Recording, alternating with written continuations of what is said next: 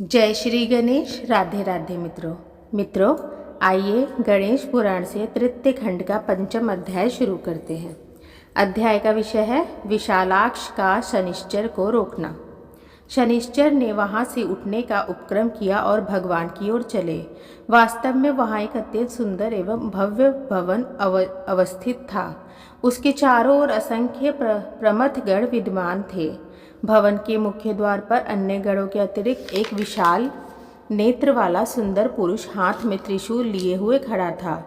शनिदेव धीरे धीरे उधर ही चल पड़े, किंतु भवनादि को ना देख सके। शनिदेव को आते देखकर विशालाक्ष तन कर खड़े हो गए। शनि ने देखा कि शिवजी के ही समान रूप, शील, बल वाला विशालाक्ष त्रिशूल ताने खड़ा है, तो वह दूर से ही बोले, शिवाज्ञया शिशुम द्रष्टुम यामी शंकर किंकर विष्णु प्रमुख देवानां मुनीनां नुरोधतः।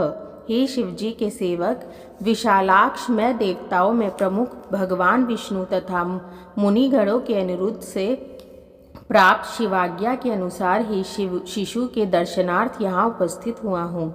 विशालाक्ष ने शनैश्चर के निवेदन पर ध्यान नहीं दिया।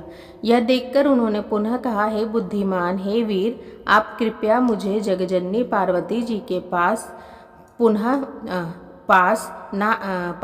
के पास जाने दे। मैं केवल बालक के दर्शन करके ही वापस लौट जाऊंगा। शनि की विनम्र प्रार्थना सुनकर भी उन्हें भीतर नहीं जाने दिया। वे बोले, मैं ना तो देवताओं की आज्ञा का वहन करने वाला हूँ और ना शिवजी का ही सेवक हूँ।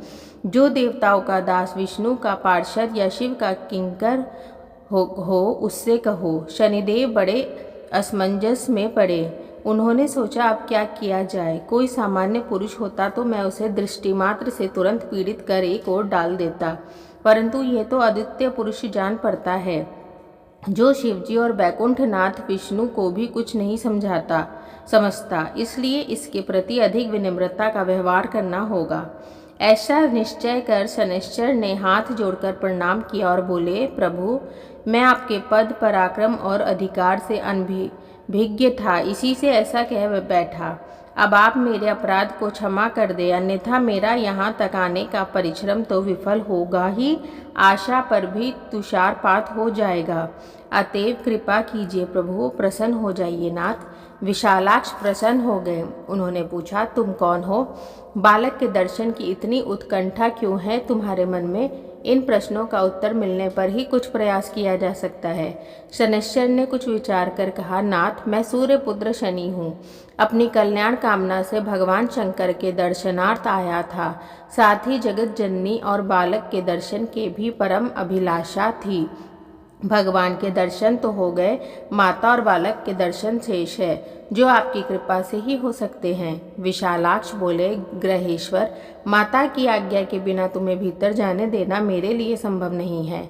तो प्रभु, शनिदेव ने गिड़गिड़ाते हुए निवेदन किया, मैं यहाँ खड़ा हूँ, आप जगजननी गिरिजानंदिनी के पास जाकर आज्ञा ले आने की कृपा कीजिए।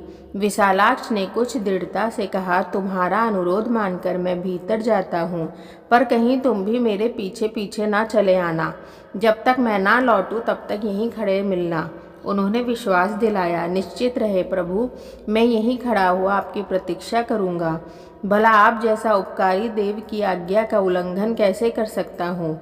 विशालाक्ष उन्हें द्वार पर खड़ा करके भीतर चले गए और जगजननी को प्रणाम कर बोले, माता, आपके और शिशु के दर्शन की इच्छा से ग्रहेश्वर शनि सेवा में उपस्थित होना चाहते हैं।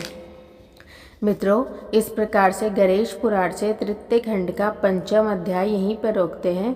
आगे का अध्याय अगले वीडियो में जारी करेंगे। तब तक के लिए राधे राधे।